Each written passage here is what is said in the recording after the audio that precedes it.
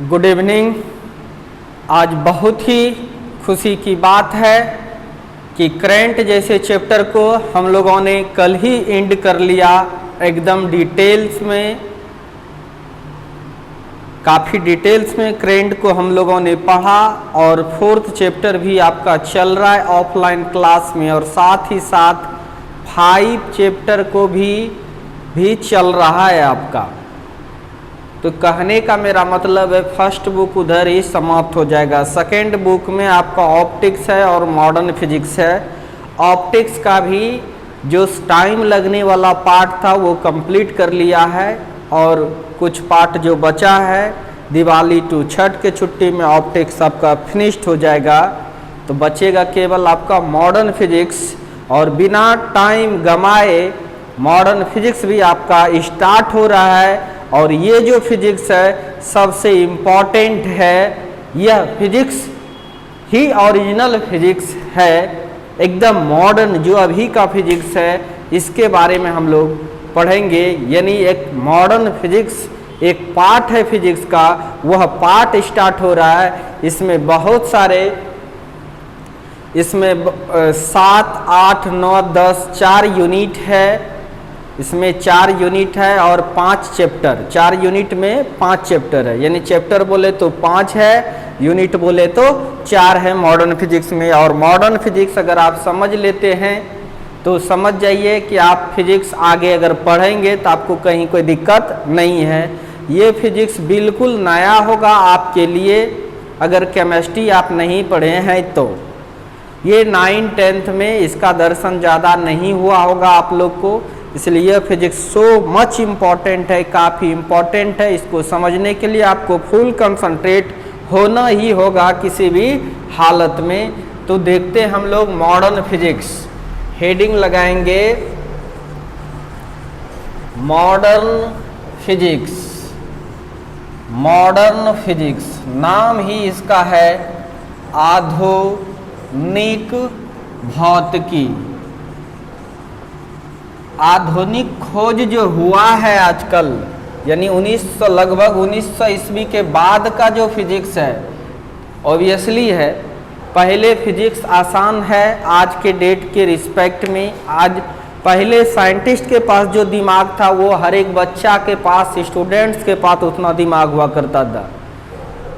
लेकिन आज के ज़माने का जो फिजिक्स है इसे समझने के लिए आपको फुल कंसंट्रेट होना पड़ेगा। ऐसे मानो तो 70% मॉडर्न फिजिक्स की बातें केमिस्ट्री में भी दिया हुआ है।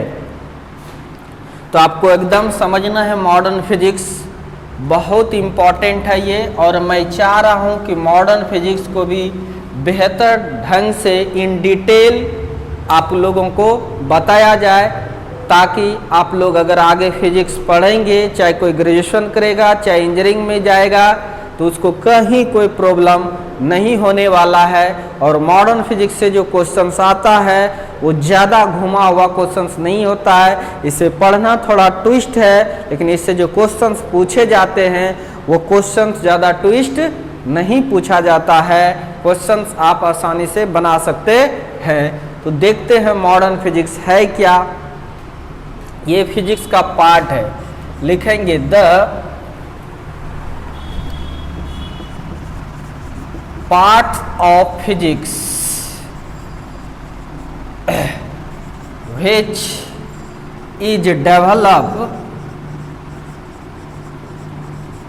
in modern age is called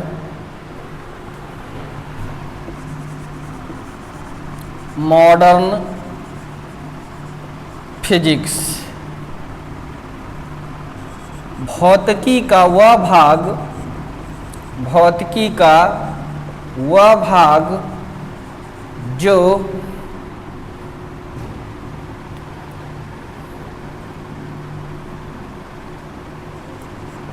आधुनिक समय में विकसित हुआ है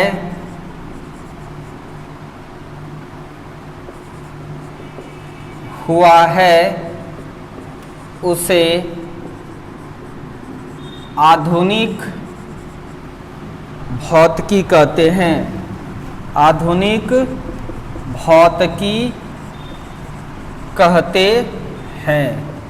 अगर इसका एज देखें तो लगभग 1900 ईस्वी ऐसा माना गया है। 1900 ईस्वी से लेकर आज 2021 है तो 21 तक 1900 ईस्वी, अरे थोड़ा मोड़ा ऊपर भी जा सकता है, ऐसा थोड़ा ना। 1900 ईस्वी से लेके 2021 तक का जो फिजिक्स है अकॉर्डिंग टू टाइम, 1900 ईस्वी से लेकर 2021 22 भी होगा तो 22 तक, ये वाला जो फिजिक्स है इसी को हम लोग बोलते हैं मॉडर्न फिजिक्स। नया नया डेवलपमेंट होते जाएगा, नई नई खोज होते जाएगा, मॉडर्न फिजिक्स का साइज भी बढ़ते चला जाएगा। और सब जो पार्ट है फिजिक्स का वो सब बहुत पुराना है, वो सब लोग समझता है, अभी इसी का विकास हो रहा है। इसका नाम यानी मॉडर्न फिजिक्स में का जो मेन बातें हैं अभी थोड़ा थोड़ा सीखिएगा इसमें, लेकिन हम अपने हिसाब से अकॉर्डिंग टू द सिलेबस आपको डिटेल ही पढ़ाने वाले हैं। लेकिन यह फिजिक्स जैसे 9th में पढ़े थे तो और सब फिजिक्स विकसित हुआ आके 12th में, उसी टाइप से आगे जाके विकसित होगा, इसलिए बड़ा ध्यान से पढ़ना है इसको। तो आई होप आपने नोट कर लिया होगा, पॉज करके भी नोट कर सकते हैं। तो बहुत इम्पॉर्टेंट है पॉइंट ऑफ एग्जाम के व्यू से भी और नॉलेज के व्यू से भी। मॉडर्न फिजिक्स काफ़ी इम्पॉर्टेंट है और आपको जैसा कि पता है कि जो चीज़ टफ होता है उसे हम और अच्छे ढंग से पढ़ाते हैं और उसमें चूँकि वो पढ़ाने में हमें ज़्यादा मज़ा आता है। अब देखते हैं कितना यूनिट है मॉडर्न फिजिक्स में। मॉडर्न फिजिक्स में पढ़ना क्या क्या है। फिजिक्स जो है इसमें देखिए आपका यूनिट 7 आता है इसमें, फिर इसी में यूनिट 8 भी आएगा और इसी में यूनिट 9 भी आता है और इसी में यूनिट 10 भी आता है। जैसा कि आपको पता है 10 यूनिट है। फिजिक्स का जो पार्ट है मॉडर्न फिजिक्स, ये कितने यूनिट से बना है तो 10 यूनिट से बना है। ये यूनिट की संख्या फिक्स होता है और चैप्टर की संख्या फिक्स नहीं होता है। चैप्टर की संख्या हर एक बुक अपने अपने हिसाब से लिखता है, but according to NCERT chapter जो है ऐसा नहीं कि कोई चैप्टर अगर कम लिख रहा है तो इसका मतलब कम चीज़ें होगा, उसमें ऐसी कोई बात नहीं है। कोई 2-4 टॉपिक कलेक्ट करके चैप्टर बना देता है, नहीं कोई ज़्यादा टॉपिक कलेक्ट करके चैप्टर बनाता है। इसलिए दूर दूर तक नहीं सोचना है कि चैप्टर अगर कम है तो इसका मतलब कम पढ़ाई होगा। इसमें ऐसा नहीं होता है कि जो एक सिलेबस NCERT चैप्टर जिस तरह से बांटा है वो लिखते हैं। इसमें चैप्टर नंबर 9, 10, 11, इसमें चैप्टर है आपका 2, इसमें चैप्टर 11 आपका आएगा जिसका नाम है dual nature of matter and radiation, पदार्थ की द्वैत प्रकृति एवं विकिरण। हिंदी जरूरी नहीं है अभी। और फिर चैप्टर इसमें 2 ठो दिया है, 12 नंबर है जिसका नाम है एटम्स और 13 नंबर चैप्टर में है न्यूक्लियस। आपको पता है एटम मतलब परमाणु, न्यूक्लियस मतलब नाभिक। फिर आपका 14 नंबर चैप्टर है इसमें जिसमें है semi conductor and electronics device. और ये 15 नंबर चैप्टर इसमें दिया है जो है कम्युनिकेशन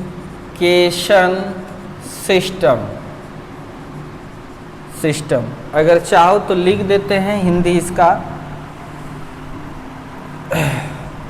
द्रव्य एवं विकिरण, विकिरण की द्वैत प्रकृति।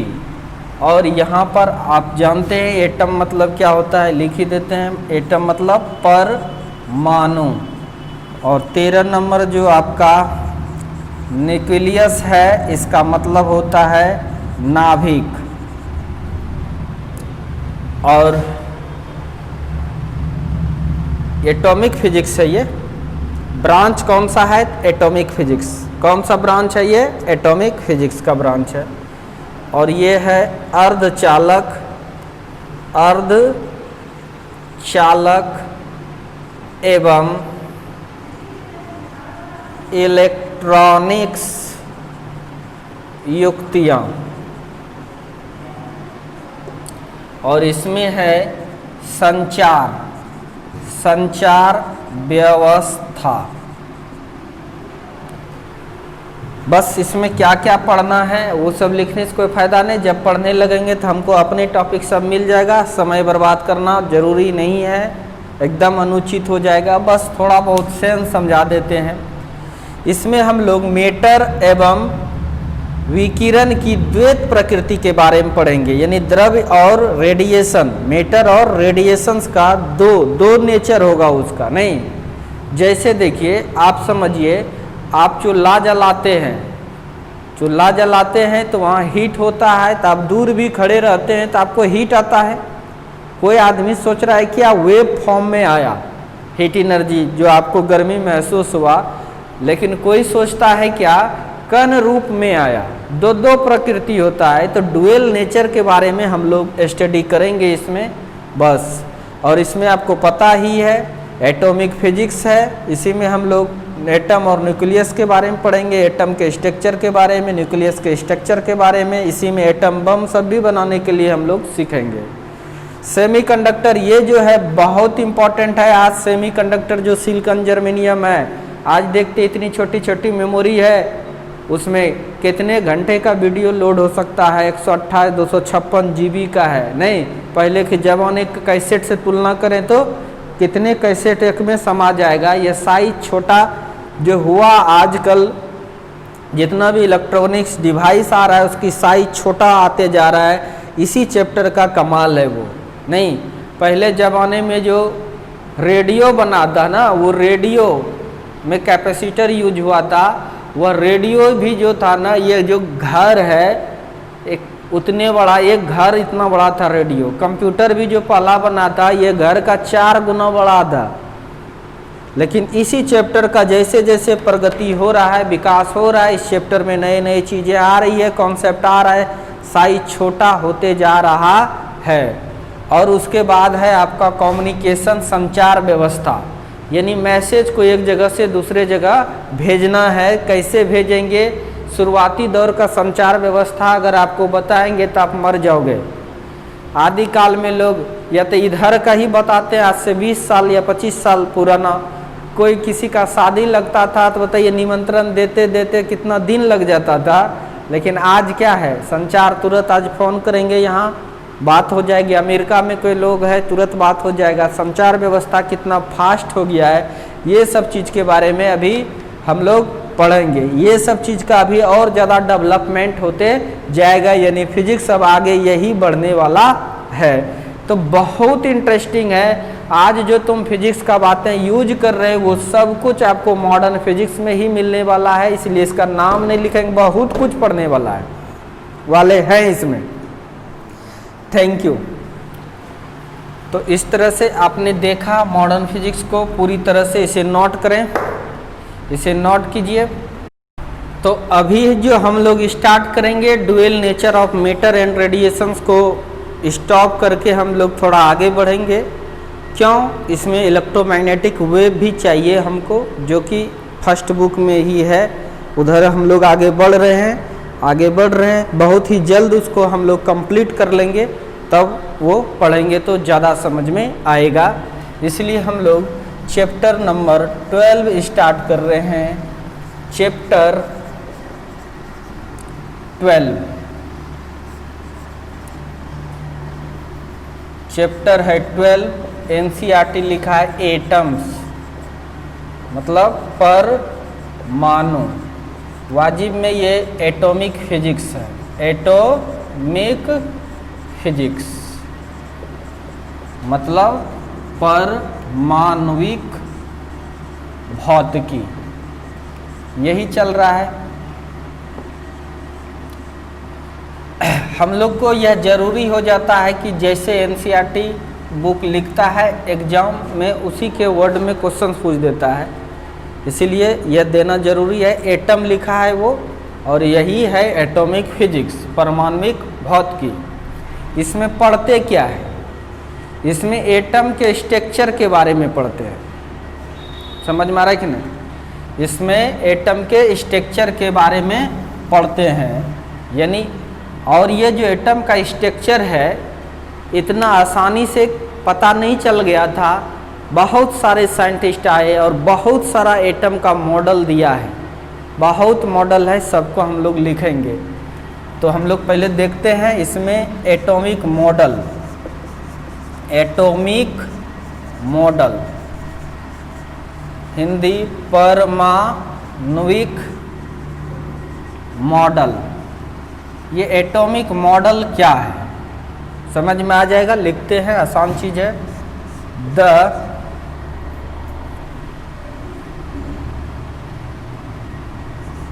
The different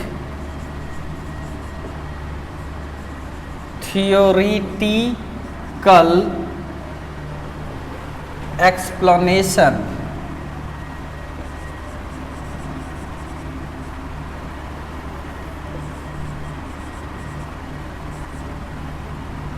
the different theoretical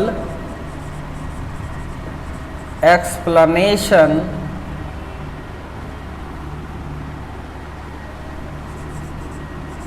gives the different scientist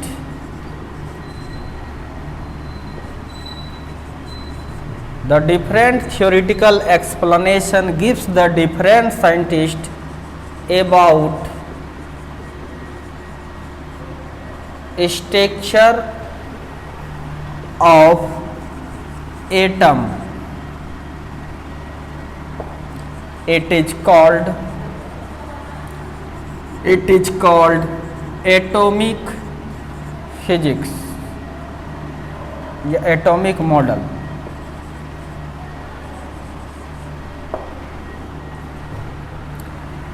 यानी कहेंगे विभिन्न वैज्ञानिकों ने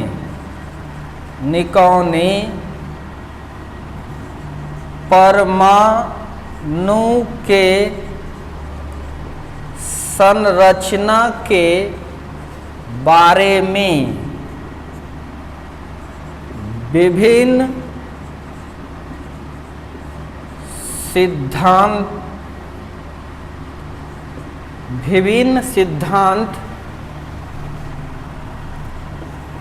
दिया है। इसे ही परमाणविक मॉडल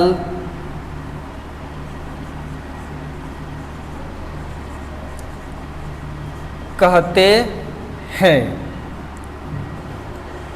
तो ध्यान से देखिए, सबसे पहले जो एटम के बारे में बताया था, जो साइंस का पार्ट नहीं है, वो महर्षि कनाद ने बताया था। किसने बताया था? महर्षि कनाद ने बताया था एटम के बारे में कि एटम गोल होता है, उससे छोटा कुछ भी नहीं होता है। लेकिन उसके बाद चूंकि हम लोग साइंस पढ़ रहे हैं, साइंटिस्ट जब से बताना स्टार्ट किया तब से हम लोग पढ़ेंगे। तो सबसे पहले हम लोग को पढ़ना है डाल्टन। साइंस में सबसे पहले किसने बताया? डाल्टन ने बताया एटम के स्ट्रक्चर के बारे में। उसके फिर बाद जे थॉमसन ने बताया। डाल्टन ने जो बताया वो आज सही नहीं है, उससे थोड़ा अच्छा बताया जे थॉमसन ने। फिर उससे भी अच्छा बताया रदरफोर्ड ने।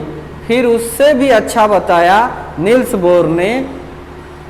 ध्यान से देखना, सबसे शुरुआत में बताया एटम के बारे में डाल्टन ने।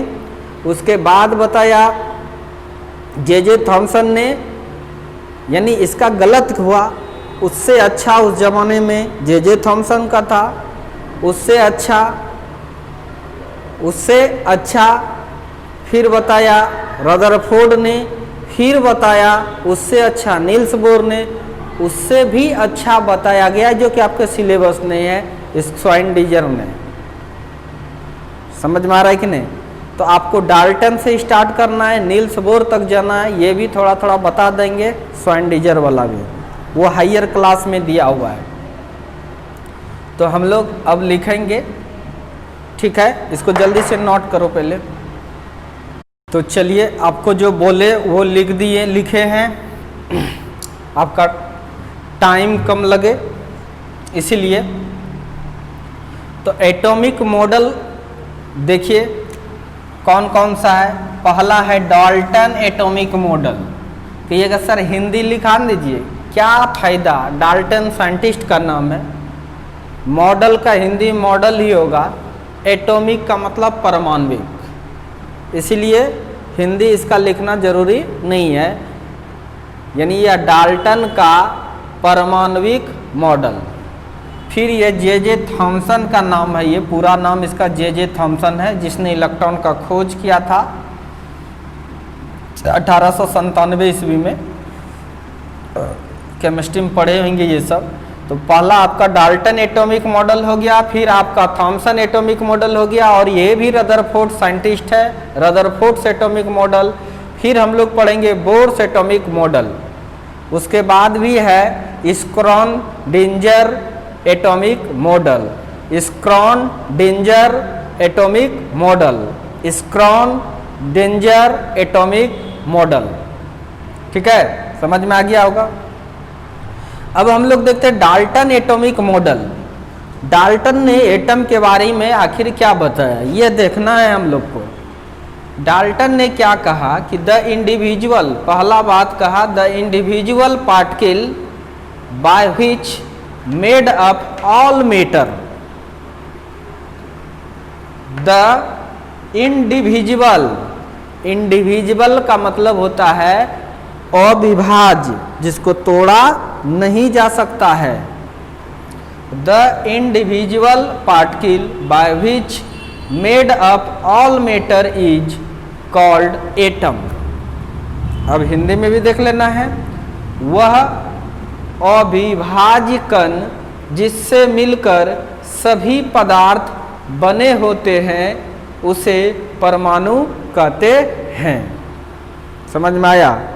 यानी डाल्टन साहब ने क्या किया, किसी भी चीज को, कोई भी मैटर जो उसको इतना चूरा, इतना चूरा, इतना चूरा, उसका सबसे जो छोटा था उसी को वह एटम बोल दिया। अब चूरे हथौड़े से नहीं चूरता है, एक्सपेरिमेंटली जो भी प्रोसेस रहा होगा उससे, तो उससे छोटा फिर नहीं होने लगा, वही जो सबसे छोटा था उसी को क्या बोलते हैं, एटम। और दुनिया जो बना है उसी एटम से। बायोलॉजी में आप लोग पढ़ते होंगे एटम, ये सेल से बना है। हम लोग का शरीर, एक सेल में भी करोड़ों एटम होता है। समझ में आ गया होगा। यानी दुनिया में कुछ भी अगर बना है तो किससे मिलकर बना है, एटम से मिलकर बना है। वह विभाज्य कण जिससे मिलकर सभी पदार्थ बने होते हैं उसे परमाणु कहते हैं। और विभाज्य मतलब जो टूट नहीं सकता है। अब देखिए, all atom is identical for same element. कोई सेम एलिमेंट है, एक ही तत्व है, उसका सभी, the all atoms in is identical for same element. देखो मतलब क्या हुआ, समान तत्व के लिए सभी परमाणु समान होता है। अगर तत्व आपका समान है उसका सभी परमाणु समान होगा। अगर अलग तत्व है तो उसका परमाणु भी अलग होगा। तीसरा बात, the compound is formed by two और more than two elements of atom in proper ratio. In proper ratio, किसी खास अनुपात में दो या दो से अधिक तत्वों के परमाणु यौगिक का निर्माण करता है। एलिमेंट से यौगिक बनाते हैं ना कंपाउंड, तो वो जो उसमें एलिमेंट जो होगा वो किसी खास रेशियो में होगा, किसी खास अनुपात में 2 या 2 से अधिक तत्वों के परमाणु यौगिक का निर्माण करता है। बहुत आसान है ये सब चीज। चौथा बात क्या कहा, atoms can not be divided. Atom को डिवाइडेड नहीं कर सकते, एकदम नहीं बांट सकते हैं by applying any chemical reaction. कोई भी अगर केमिकल रिएक्शन भी करवाएंगे आप तो फिर भी एटम डिवाइड नहीं होगा, नहीं टूटेगा, नहीं बटेगा। वो सबसे छोटा पार्टिकल है। किसी भी रासायनिक अभिक्रिया द्वारा परमाणु को विभाजित नहीं किया जा सकता है, अर्थात इसके हिसाब से दुनिया में सबसे छोटा एटम ही है। क्या सही है क्या गलत है आपको सब धीरे धीरे समझ में आ जाएगा।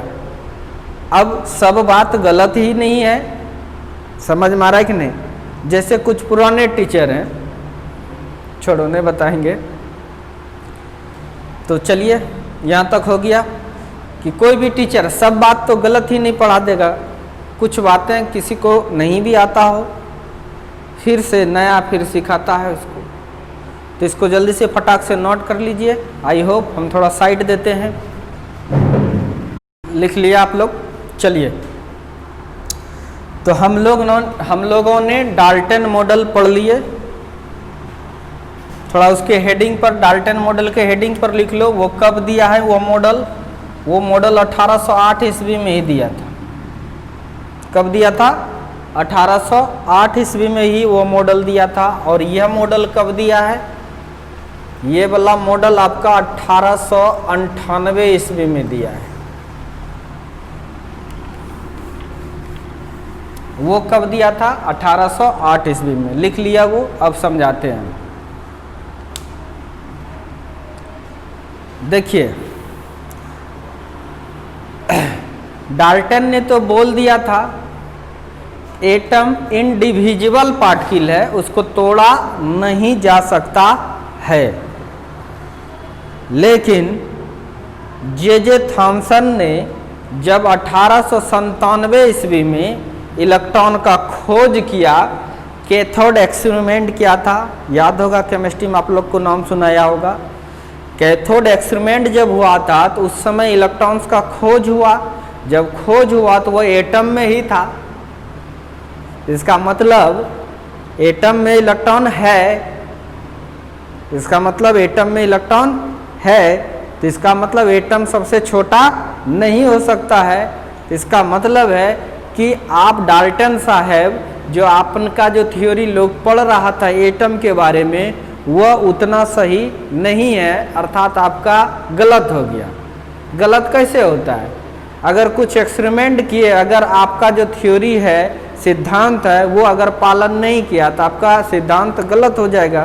तो एटम के बारे में जो गलत थ्योरी जो था उस समय के लिए तो अच्छा ही थ्योरी था। वो डाल्टन ने भी जो बोला था वही सब लोग मान रहा था, वही रहेगा, यह सही नहीं है। फिर देखिए कितना डिफरेंस है। ये 1898 ईस्वी में थ्योरी दिया, वो 1808 ईस्वी में ही था। लगभग 100 साल के इर्द गिर्द है डिफरेंस। तब जे थॉमसन ने जब इलेक्ट्रॉन का खोज किया तब वह बोला कि नहीं, एटम का जो मॉडल डाल्टन का पढ़ रहे हैं हम लोग, वह बिल्कुल सही नहीं है, उसमें गलतियां भी है। तो जो वह गोल माना था तो ये भी गोल माना। क्या क्या ये देखिए, थॉमसन ने क्या मॉडल दिया, सब लिखा हुआ ही है, समझ में आ जाएगा। थॉमसन एटॉमिक मॉडल, या इसको प्लम पुडिंग मॉडल बोला जाता है। प्लम पुडिंग का मतलब होता है जैसे कोई पकवान बना है, उसके बीच बीच में किशमिश घुसा हुआ है या काजू घुसा हुआ है, तो उसी को बोला जाता है प्लम पुडिंग। ठीक है, जिसके बीच में या तो कोई केक है, उसके बीच में किशमिश काजू सब घुसा घुसा हुआ है, उसी को बोला जाता है प्लम पुडिंग। तो आप लोग को समझ में आ गया। देखिए, the model of atom in which electrons are embedded in the atom as plum pudding and rest part is uniformly positive charged is called Thompson model. लिख देते हैं, परमाणु, हिंदी लिखेंगे समझ में आ जाएगा। परमाणु का वह मॉडल जिसमें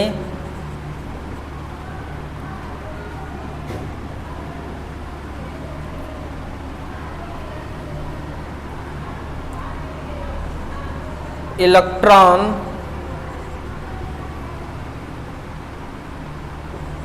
परमाणु में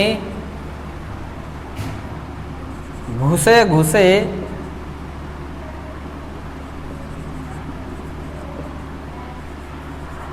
रहता है, जैसे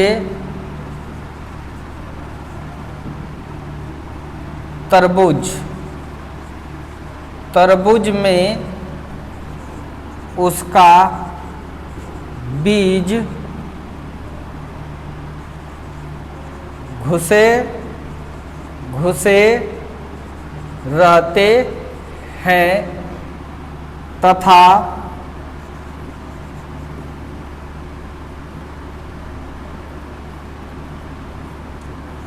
शेष भाग परमाणु का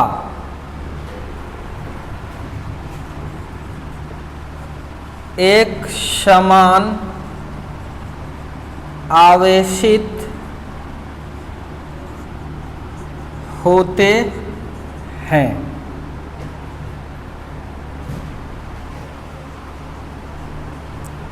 इसे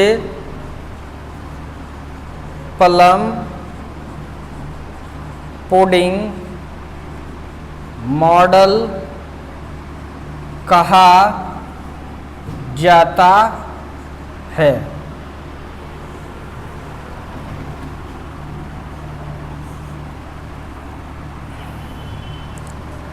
This model comes in the year of 1898 after discovery of electron in 1997 by the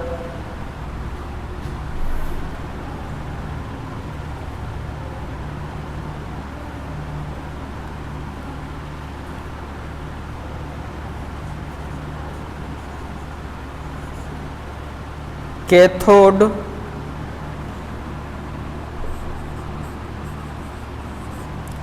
experiment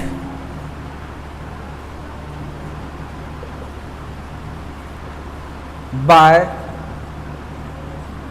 scientist J.J.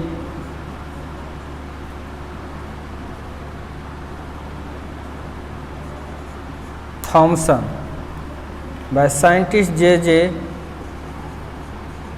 Thomson। यह मॉडल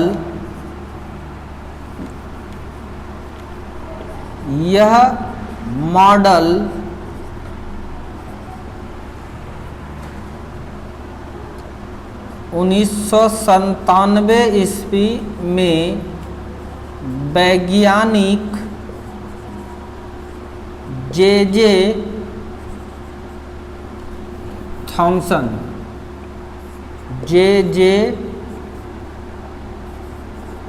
थॉमसन ने कैथोड रे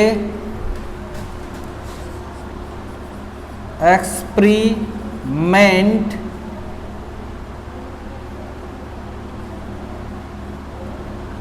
द्वारा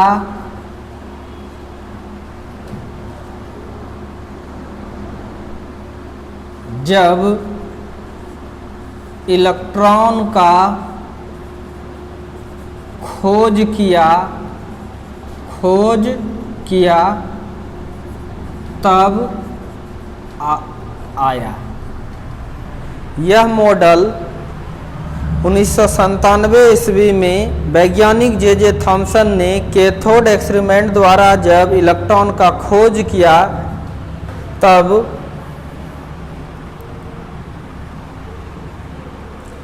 1898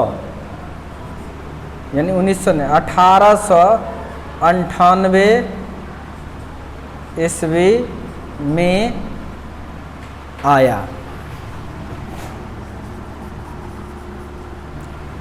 समझ में आ रहा है कि नहीं? जब 1997 में इलेक्ट्रॉन का खोज किया जे थॉमसन ने, कैथोड एक्सपेरिमेंट पूछ सकता है, तब यह मॉडल आया। तो इसको लिख ही लीजिएगा, पॉज करके मिटाता हूँ इसको।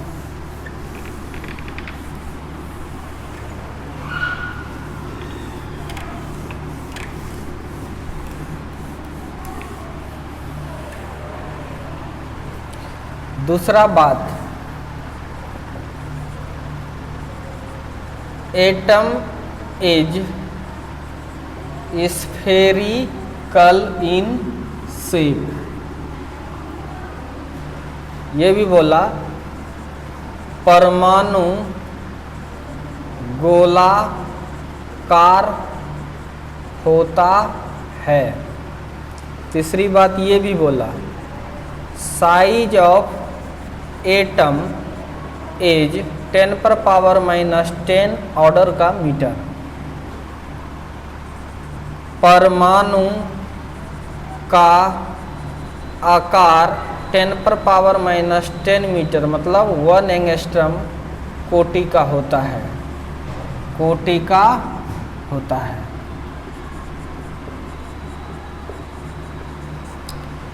और ये भी बताया, चौथा बात, एटम इज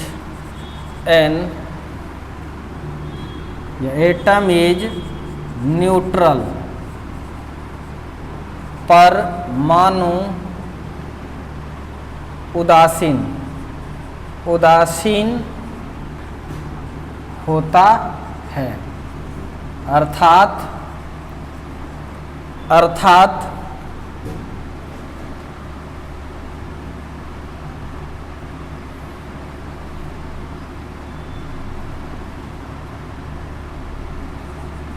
परमाणु में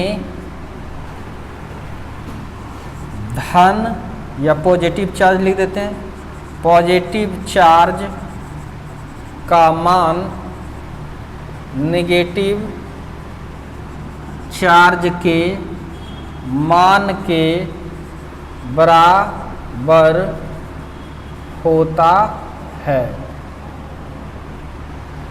तो ये सब बातें कहा एक्सपेरिमेंट से। लिखिए इसको फटाक से। अब फिगर बना के आपको सब कुछ समझा देते हैं फिर से एक बार। फटाक से हम हट रहे हैं, आप लिखिए तो लिख लीजिए।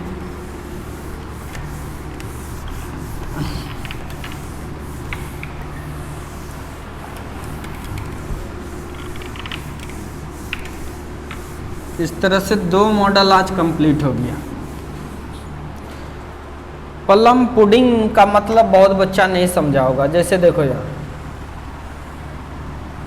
सपोज डैट ये एटम है, इतना बड़ा होता नहीं है, एटम है, इसको जूम भी कर दोगे तो फिर भी इतना बड़ा नहीं होगा। ये एटम है, ये तरबूज की तरह है। किसके तरह है? तरबूज की तरह। इसमें बीज घुसा हुआ है, बीज इसमें घुसा हुआ है, उसी तरह से इलेक्ट्रॉन घुसा हुआ रहता है। जैसे इसमें बीज घुसा रहता है उसी टाइप से इलेक्ट्रॉन भी घुसा रहता है।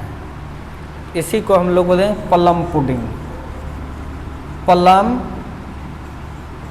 पुडिंग। हिंदी में इसी चीज को बोलो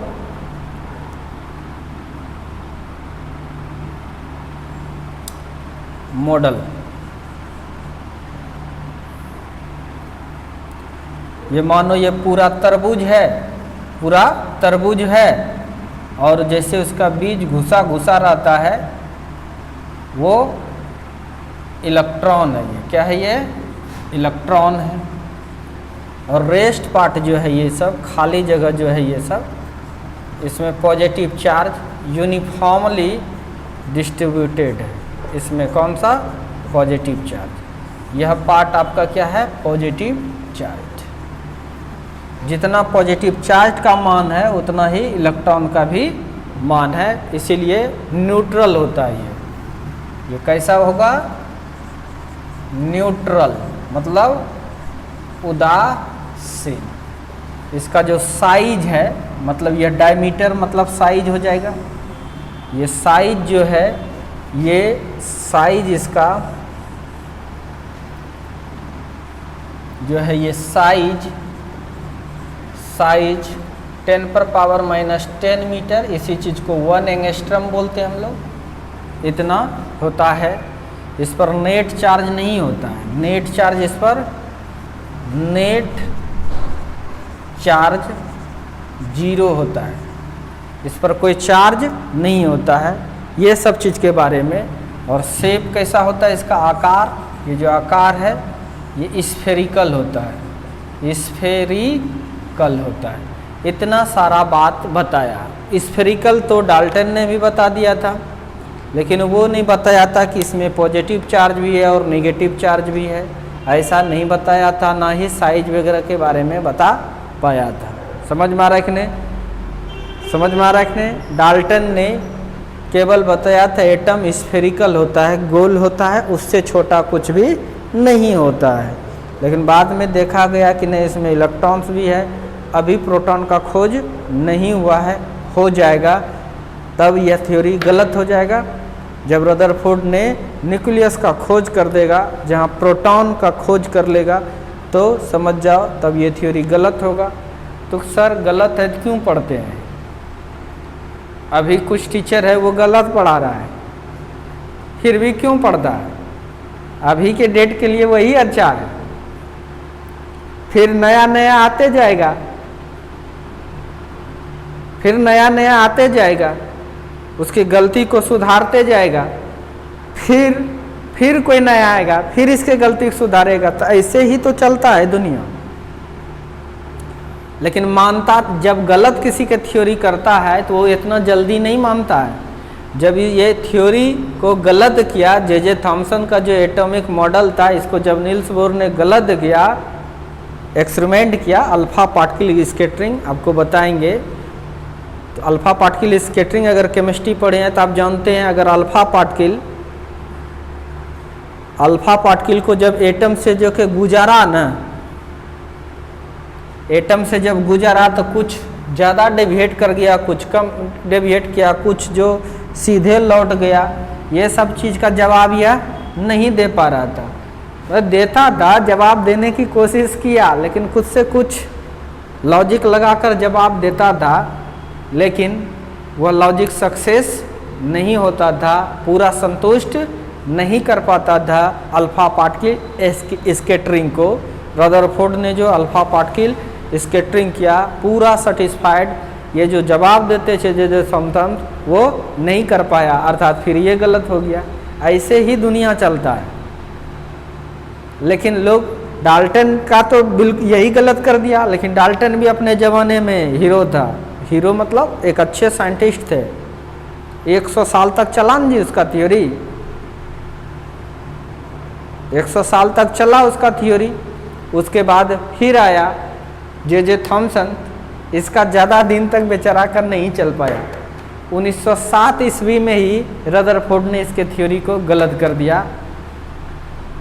फिर और बताएंगे, कल बताएंगे अल्फा पार्टिकल स्कैटरिंग, आपको समझ में आएगा बहुत अच्छे ढंग से। बहुत इंटरेस्ट वाला पार्ट स्टार्ट हो गया है फिजिक्स का, इसीलिए एकदम बी कंसंट्रेट सभी स्टूडेंट्स और देखिए और अच्छा से मन लगाकर पढ़िए, आपका फ्यूचर ब्राइट होगा। आप इतना आप ट्रस्ट कीजिए, आपको बहुत अच्छा क्वालिटी मिल रहा है, जितना क्वालिटी दे रहे हैं वो आपके लाइफ के लिए बिल्कुल सफिशिएंट है, इससे ज़्यादा नहीं होता है भी कुछ। Okay bye.